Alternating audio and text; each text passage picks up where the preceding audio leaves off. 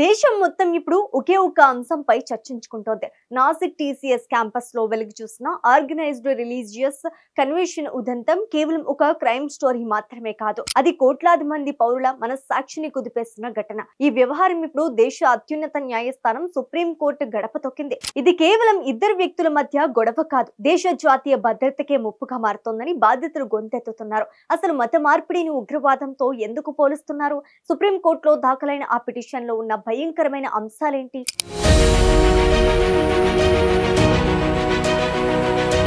ఆధునిక ప్రపంచంలో ఒక దేశాన్ని బలహీనపరచడానికి సరిహద్దులో యుద్ధం చేయనక్కర్లేదు. ఆ దేశపు సామాజిక మూలాలను దెబ్బతీస్తే చాలని శత్రువులు భావిస్తుంటారు. సుప్రీం కోర్టులో దాఖలైన తాజా అప్లికేషన్ ఇదే విషయాన్ని స్పష్టం చేస్తోంది. మోసపూరిత మత మార్పిడులను కేవలం నేరాలుగా చూడకూడదని, వాటిని దేశంపై పరోక్షంగా చేస్తున్న యుద్ధంగా పరిగణించాలని పిటిషనర్ కోరారు.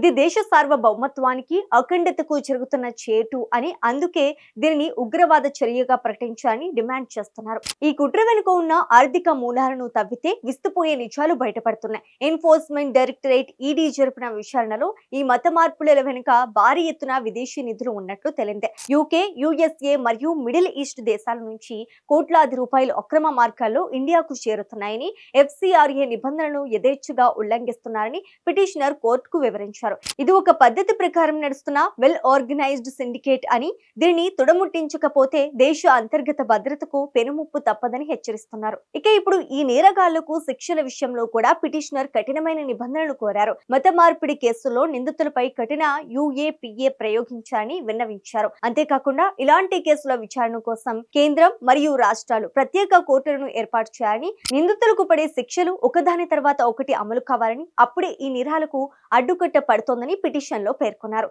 సాధారణ నేరాల తరహాలో వీరికి వెసులుబాటు ఉండకూడదన్నదే ఈ విన్నపం సారాంశం.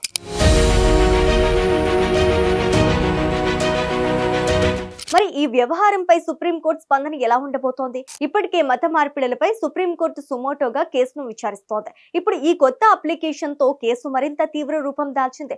విదేశీ నిధుల ప్రవాహం, వ్యవస్థీకృత నేరాల తీరును చూస్తుంటే ఇది కేవలం సామాజిక సమస్య మాత్రమే కాదని, దీని వెనుక ఒక భారీ అంతర్జాతీయ కుట్ర దాగి ఉందని అర్థమవుతోంది. మరి ఈ గ్లోబల్ సిండికేట్ నెట్వర్క్ ను ఛేదించడానికి ప్రభుత్వం ఎలాంటి చర్యలు తీసుకోబోతోంది? సుప్రీంకోర్టు ఇచ్చే ఆదేశాలు దేశ భవిష్యత్తును ఎలా మార్చబోతున్నాయి? మతం అనేది వ్యక్తిగత విశ్వాసం, కానీ దానిని ఒక ఆయుధంగా మార్చి విదేశీ నిధులతో దేశ పునాదులను కదిలించాలని చూడటం అక్షరాల ద్రోహమే. నాసిక్ ఘటనతో మొదలైన ఈ పోరాటం ఇప్పుడు సుప్రీం కోర్టులో ఒక కీలక మలుపు తిరిగింది. మత మార్పిడిని ఉగ్రవాదంగా, దేశంపై యుద్ధంగా ప్రకటించారన్న డిమాండ్ కార్యరూపం దాల్చితే అది దేశ చరిత్రలోనే అతిపెద్ద చట్టమైన మార్పు అవుతోంది. రాబోయే రోజుల్లో న్యాయస్థానం ఇచ్చే తీర్పు కోసం యావత్ దేశం ఉత్కంఠగా ఎదురుచూస్తోంది. మన దేశ భద్రత విషయంలో రాజీ పడకూడదన్నదే ప్రతి సామాన్యుడి ఆకాంక్ష.